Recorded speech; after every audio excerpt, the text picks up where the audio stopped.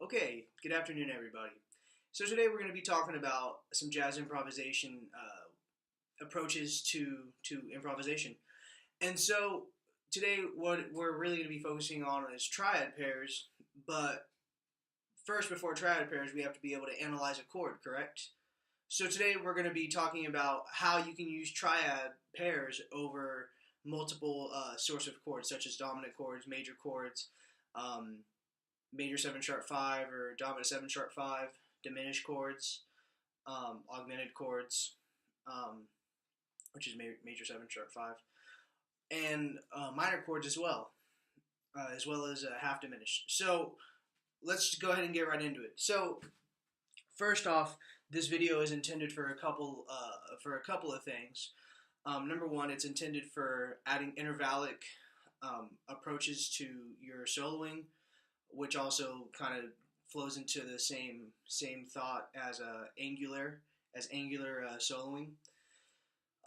What this can also do is unlock some of those color notes that you may be hearing, but you don't know what they are yet.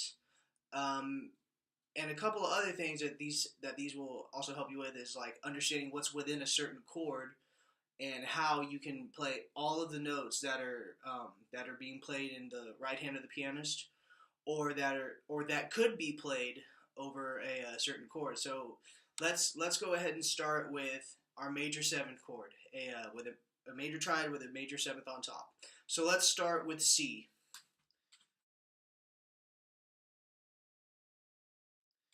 Okay, so we'll spell out C major 7. So we have C, E natural. It's really important to be specific with that, by the way. C, E natural, G, and B natural. So I'm putting E natural and B natural because those can change, and those also can change the complete sonority of the chord. The 5th can also change, but that's a little bit down the line in this video. So what's next is let's go ahead and analyze this 7th chord right here. So this is a major 7th chord. So there's 2 triads in there. So of course we have our C major triad, right? C, E natural, G, and now we have also an E minor triad, right? So this sound is pretty diatonic. It fits within the key of C major, so there's not going to be much room for more colored notes. But what we can do is we can analyze some upper extensions above that. So let's go ahead and add the 9, the sharp 11, and the 13. So once again we have C, E natural, G, B natural, D natural, and F sharp. So we have 1, major 3rd, 5th, perfect 5th, major 7th, natural 9, and sharp 11. So why do we not have like any alterations to these 2 notes? Well, let's talk about that. So there's a certain ring to this chord, and I'm going to play it on the piano for you real quick so you can hear it.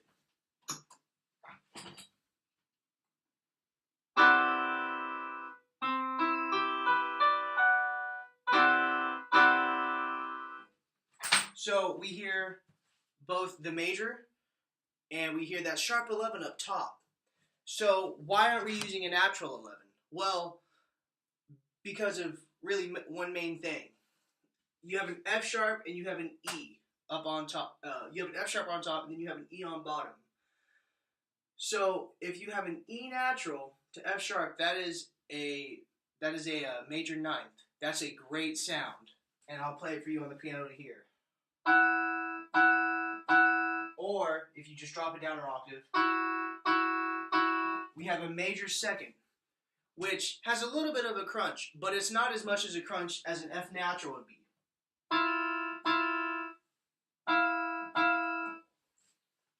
For those of you who are in arranging or composition, you know that you really never have an opportunity to put a minor 9th, and if you normally find one, there's probably something wrong. And unless it's your intention, which for me, I haven't had one, but for those who do, great. But in this case, no, that's not going to happen, and it's not going to really sound right. So, like I said, we have C to E natural to G to B natural to D to F sharp. We have a full sharp 11 chord. So if we were to add the 13 on top, now we would have, so actually I'm just going to label this for you real quick. So this is major 7th. This is major 7 sharp 11. And now the next chord is C, E natural, G, B natural, D, F sharp, and A natural. Now this is what we call a C major 7 13 chord. And I'm just gonna zoom in a little bit for you guys there. So right now we've seen just the basic major 7 chord to a sharp 11 chord, including the 9, and now we have the full out 1 3 5 7 9 sharp 11 13 chord. So what does that mean? Well, that means a couple of things. Now we have a lot of different options for triad pairs, right? So before you start with triad pairs and thinking, oh, well, it's just a total of 6 notes. Well, it's not. You have to be able to analyze the chord before you can jump into that. So it's good that you analyze this, because now you can literally see the vertical stacks that we have. So for example, right off the bat, on this major 7 sharp 11 chord, we have C, E, and G. The most basic. It's the tonic triad. Now up above it, we have a B minor, B natural minor triad, and that's a great sound. And together, it what it is it's showing the stack, and you have minor and major now. So now here's something that's in the C13 chord that you can't get out of this chord specifically until you add the 13. So we have that A natural above, right? And so what is that doing? Well, let's look at it. So we have a C, E, G, right? We also have a G, B, and D, right? And we have a D, F sharp, A. So there's 3 triads right there. So we have 1, then we have 5, and now we have major 2. And so, we could use the 5, but that belongs to C major, diatonically at least. So, there's not going to be a lot of color right there. Besides the 9, which is, a nice color, but it's not adding the full amount of color that you can get out of this entire chord. So what can we do? Well, you can have the 1, of course, and from there, you can go from C, E, G to D, F sharp, A over a major chord, right? So this also applies to another chord, the dominant 7 chord. So we're not really playing the 7th there yet, but what we are playing is a C13 now, right? Because of the dominant 7th if we're in a dominant 7. And along with that, you also have the 1 and the major 2. You have the 13, the sharp 11, the 9, and you have 1, 3, and 5. And so let's hear how that sounds.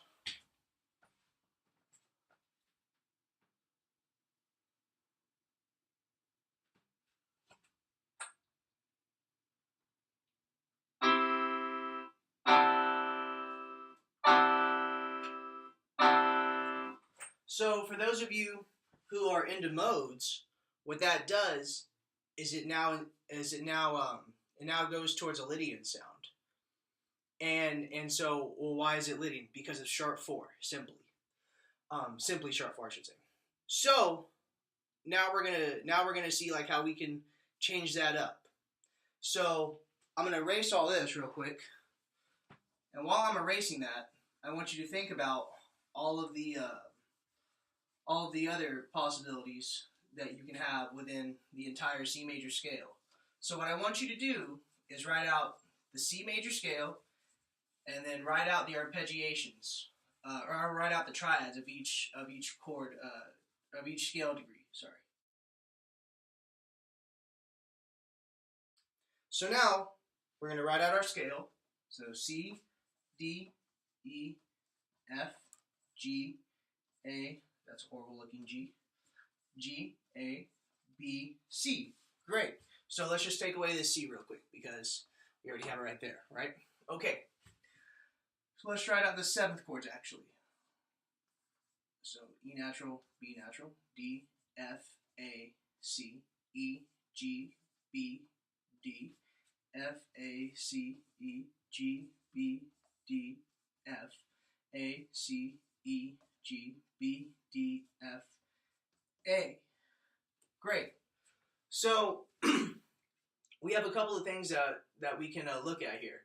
So now we see all the 7th chords, all the diatonic 7th chords, I should say, right? And so we have our standard 1, 2, or minor 2, minor 3, major 4, 5, minor 6, and half diminished 7. And so, although we're not speaking about triads just yet, we're needing to see how all this can relate. So, if you understand this, great. So now what's next? Well, now we go through the modes. So first off, let's just spell out our 1 chord since we're talking about a certain chord to play over, right? So we already spelled out the 13 chord, right? So that means we now have C, E natural, G, B natural, D, F sharp, and A natural, way up there. Okay. So now we're talking about a major chord, right? And we already talked about like how you have these three triads, 1, 5, and major 2. So now let's change it. So now we're going to go to a dominant chord. And this is where it gets really fun. So now we have a B flat, right? Okay. So a couple of things we can talk about is the fact that there's now a new triad in there. Now I'm going to let you write this down real quick.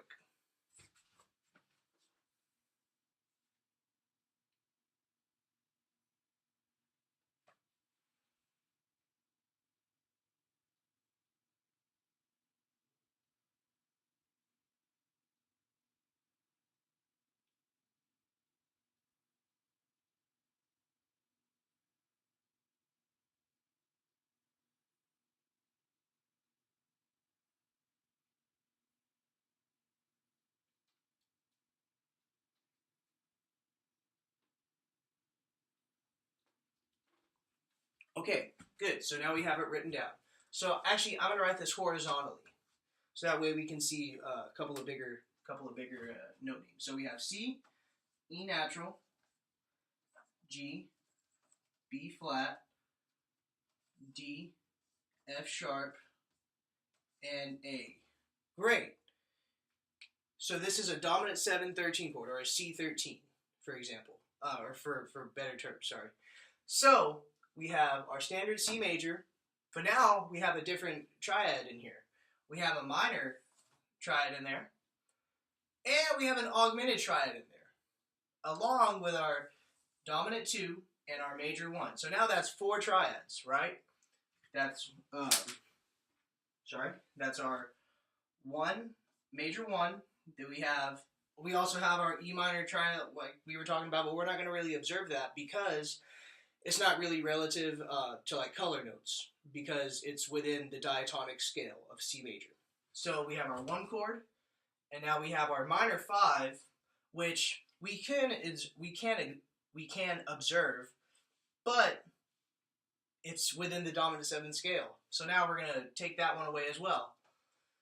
So really what we have left now is our augmented and then our major 2.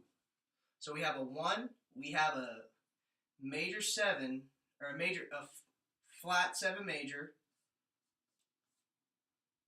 sharp 5, or we can also use the plus sign, and we have a major 2, like so. So this is why it's really important to know the entire scale first before we go jumping into pairs, or triad pairs, sorry. And the reason being is because if you do not know your scale and your chords, how will you know what to stack on top of what? How will you know like what is, besides hearing it, like, teaching it is a little bit different. And because of that, that's why we write everything down. So that way we can visually see. And that's why we also play it on the piano. So that way we can visually see and hear it at the same time. It's just adding more steps to refine and to make sure that we understand what we're talking about, right? So now we have these. We have these three. So we have one. Okay, so let's take away one since we're already in C major. So now we have flat 7 major, augmented, and major 2, right? And so here's what's really cool. So I'm going to erase this one more time. So now we have C, E, and G. And we're spending a lot of time on the major stuff, on the major triad and all that, because there's so many possibilities, number one, especially because we have major and dominant within the same category, right? Or partially within the same category, I should say. We'll spend other time on the other remaining sonorities, but I really want to get this down first. So C, E natural, and B flat, right? So that's what we have the chord, right? This is like the dominant chord that we have right now at the most barest bones. And so now let's have our flat 7, which is B flat because it's a dominant 7, right? Flat 7. So we have B flat augmented. So now we have B flat, D, and F sharp. Whoa. So now we have our 9, we have our major 7, now we have our sharp 11. But let's hear how that sounds over C7.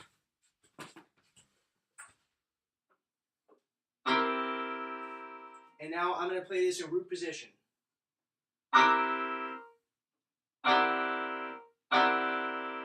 Right? So you hear that augmented sound up top. But now, let's add in the D, which is the major 2, F sharp, and A. So now let's analyze it. So we have B flat and A. So that's the half step, right? Then we have D to D and F sharp to F sharp. And this is something I do with all my triad pairs whenever like I want to add a new sound. And so, whenever we're doing this, we're going to play this over C7. So let's hear how that sounds. And we're just going to play it note for note. So we'll start off with the flat 7. We'll start off with the flat 7 augmented. So here's...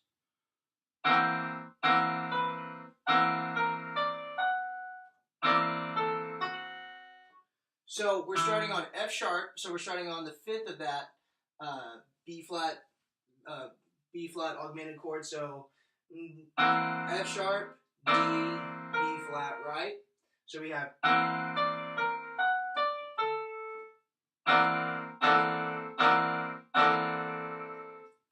forgive the piano sound. It's not a Steinway, but so what we're doing is now adding inversions to the triads. So you can play around with this all day, and this is how we get into the intervallic and angularity and the angular approach to jazz improvisation with triad pairs. So let's make this as large as a leap as possible. So we can go D down to F sharp and up to B flat. So that's a major 6th up a major 3rd. Okay?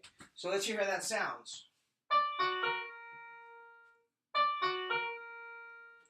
Okay, and now from there we can go A down to D up to F sharp. It's almost like we're mirroring it now. So we have A, which is a perfect 5th, down to D, and then up a major 3rd, to F sharp. Well, see, now we're closing in, and now we still have that mirror image of the major third, right? So let's hear how that sounds. So, yeah, so we go.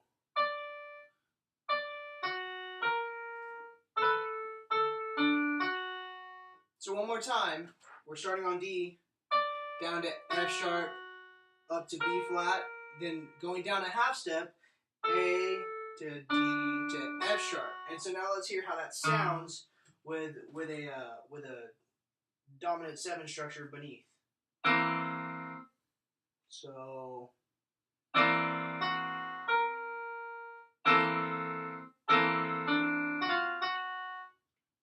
faster it would be.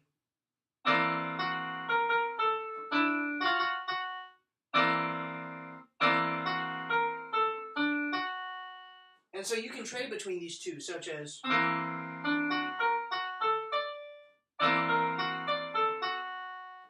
just by, you can do it in any other direction besides like what I've written down. And so, we can even have some more fun with it.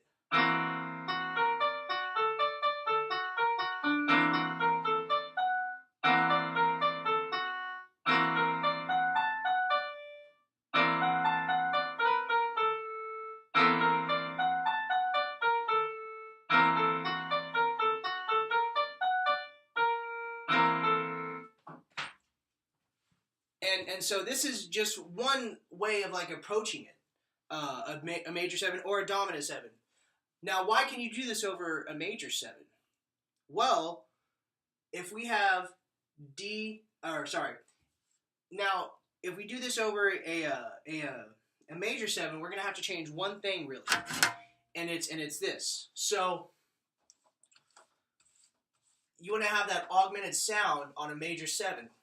So what can you do? Well, you make it a sharp 5. So now we have E natural, G sharp, and B natural. Learned that edit a long time ago.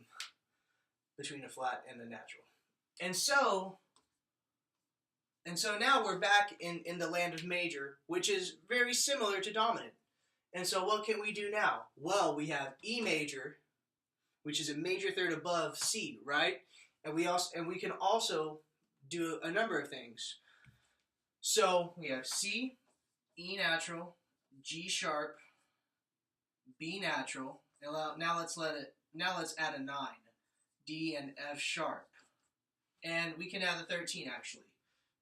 A natural over here on the side. So we have an E major triad along with a D major triad. So now that's adding major 3 and major 2 over a major 7. So we'll play it a little bit higher. So here's this.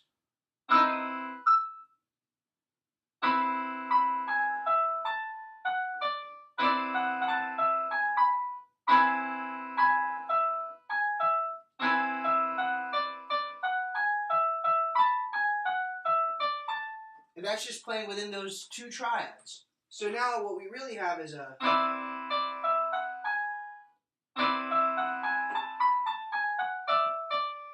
And so to not confuse this with the whole tone, we're now adding a D, E, F sharp, A flat, G sharp, A natural, B natural. Or... And once again, you can invert this.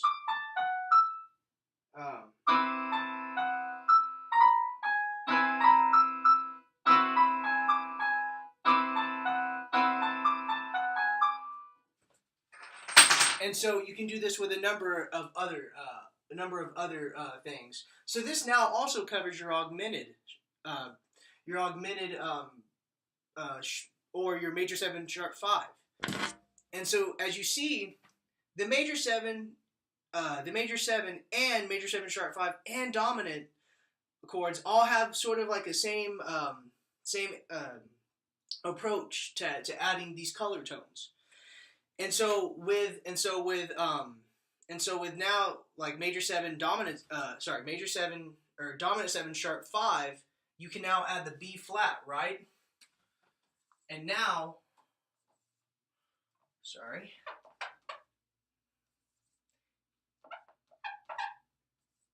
And now you have a couple of other sorts of, scales. So now you have the whole tone approach. So here it is.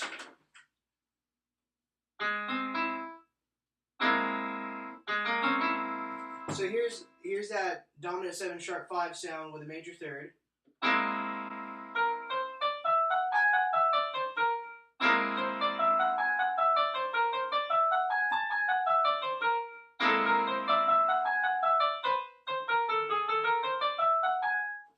And you have the A natural in there as a passing tone between G sharp and B flat, which now adds chromaticism, right? So like it's like limitless.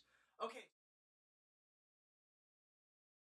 So now with the minor approach, we can do a number of things. So we have C, E flat, G, and B flat. Here's your classic minor 7 chord. So we have, of course, the E flat major triad and then the C minor triad. Well, that's diatonic to C minor, or C Dorian if you want to approach it in that way. But for C natural minor, it's diatonic, and you're not really going to hear all the color notes. But what you can do is approach it as a different minor scale. So many times people do melodic minor to find the triad pairs. So here's what we're going to do. We're going to write C, E flat, G, and B natural to have that melodic minor insinuation, if you will. Why?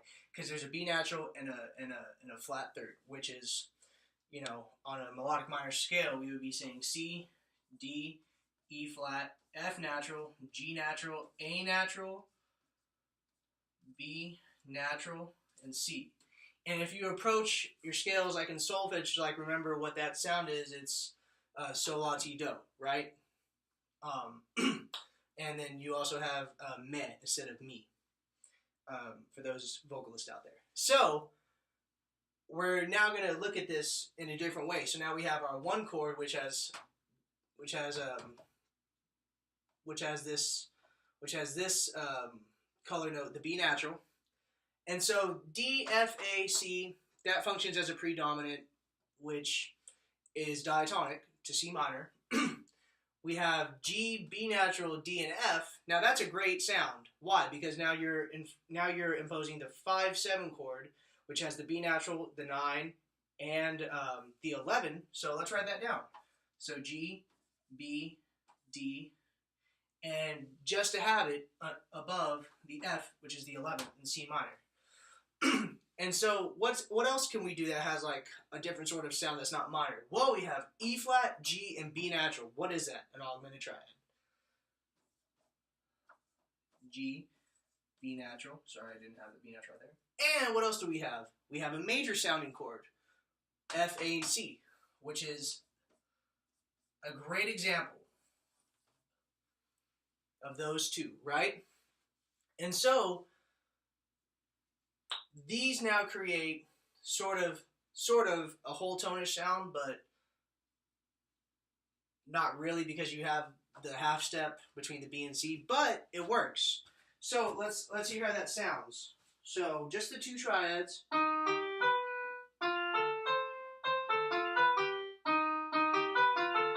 And now if we just play it, E, F, G, A, B, C. Sorry, my singing's not on point right now.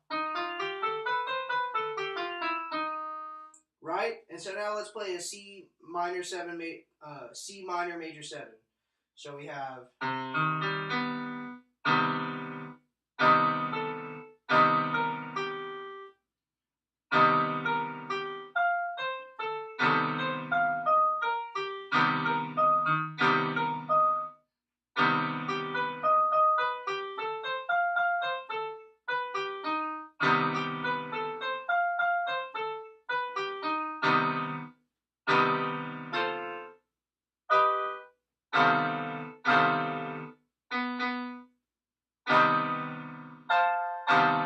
And so, in my opinion, those two, the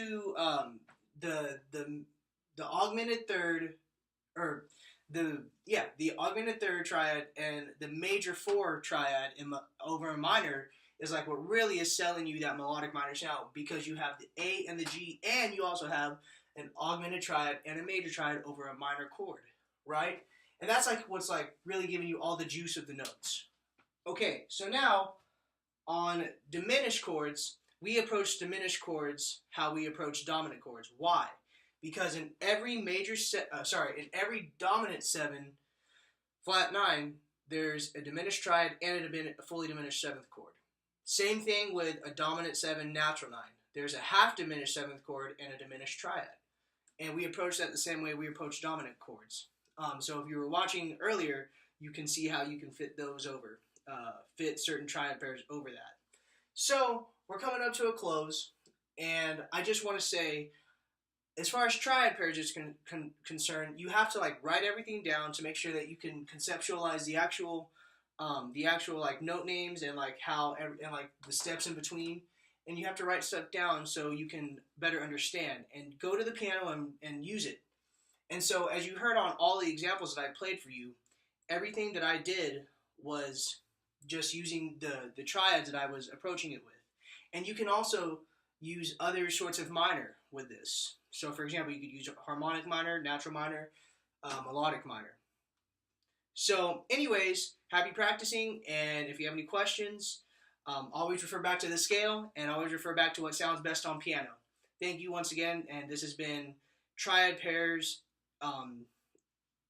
for jazz improvisation, as well as adding some angular and intervallic approaches to your jazz improvisation. Have a good one.